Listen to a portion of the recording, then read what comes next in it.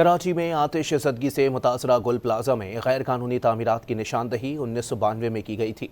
Plaza की management committee ने KMC और SBCA को प्लाजा में 200 दुकानों की गैर कानूनी तामीर से आगाह किया था। मजीद जानते हैं डॉन न्यूज़ के नुमाइंदे इमरान अहद खान से। जी इमरान, मजीद क्या इंकशाफात हुए हैं? जी इमरान।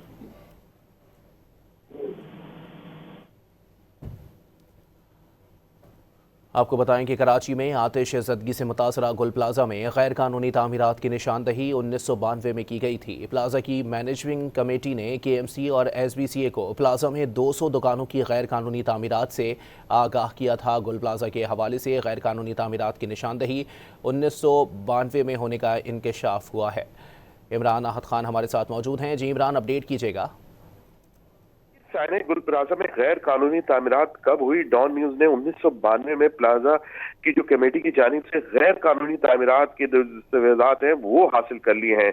गुल प्लाजा की जो मैनेजिंग कमेटी है 1992 में शॉपिंग सेंटर में किसी भी बड़े हादसे की तरफ निशानदही कर दी थी और एक खत भी कमिश्नर कराची को जमाने में लिखा गया था, जबकि 34 साल पहले ही मुताल्लिका इदारों की निशानदही के बावजूद भी कोई एक्शन नहीं किया गया इदारों की जानिब से। मैनेजिंग कमेटी ने 1992 में महकमा लैंड, KMC और कराची बिल्डिंग कंट्रोल अथॉरिटी को गुल प्लाजा में 200 गैर कानूनी दुकानें के हवाले से आगाह कर दिया था।